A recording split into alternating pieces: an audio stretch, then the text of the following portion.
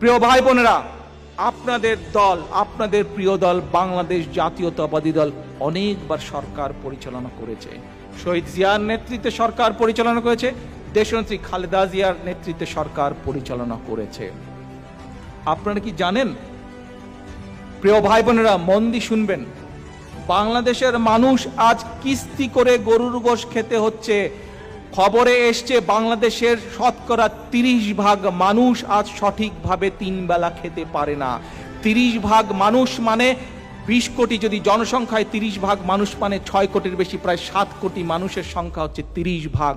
অর্থাৎ ইউকের জনসংখ্যা 7 কোটি, সমগ্র ইউকের মানুষ যদি আমরা ধরি ঠিকভাবে 3 বেলা খেতে পাচ্ছে না। আপনারা কি জানেন এই মাফিয়া শেখ হাসিনা তার প্রতিদিনকার আপ্যায়ন ব্যয় কত? জনগণের পকেট থেকে আপ্যায়নের নামে কত টাকা খরচ করে আপনারা কি জানেন প্রিয় ভাই বোনেরা? 5 লক্ষ টাকার মতন প্রতিদিন তার আপ্যায়ন ব্যয়। 5।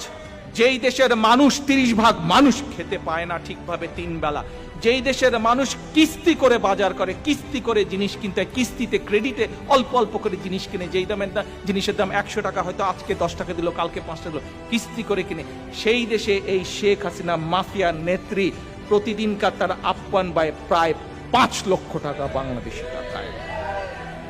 2022-23 সালে প্রধানমন্ত্রীর কার্যালয় আপনারা জানেন কত টাকা বাজেট থেকে বরাদ্দ করেছে? এটি কোনো উন্নয়ন ডেভেলপমেন্ট মিনিস্ট্রি না, শুধু একটি প্রশাসনিক অফিস। এটা সেখানে বরাদ্দ করা হয়েছে 5,500 কোটি টাকারও বেশি। 5,500 কোটি টাকা, অর্থাৎ প্রতিদিনকার হিসাবে যদি আসে 10 কোটি টাকারও বেশি জনগণের অর্থ সম্পদ লুটপাট করছে। আজকে এখানে যে কয়টা মানুষ আপনারা উপস্থিত আছেন, যারা দেখছেন, সবাইকে আমি বলে দিতে পারি, আপনারা লিখে রাখতে পারেন, যেদিন জনগণের সরকার প্রতিষ্ঠিত হবে এই 10 কোটি টাকা যে প্রতিদিন, এর কোনো হিসাব কেউ খুঁজে দিতে পারবে না, কোনো হিসাব নাই। এইভাবে তারা জনগণের সম্পদ লুট করছে। প্রতিদিন 10 কোটি টাকা তাদের প্রয়োজন মতন তারা নিয়ে যাচ্ছে, 10 কোটি টাকা প্রতিদিন। তাহলে চিন্তা করেন গত 15 বছর যাবৎ প্রতিদিন কি পরিমাণ জনগণের সম্পদ, জনগণের অর্থ, জনগণের টাকা তারা লুট করেছে। এটি কোনো ডেভেলপমেন্ট মিনিস্ট্রি নয়। এই হচ্ছে তাদের কৃচ্ছতা সাধন।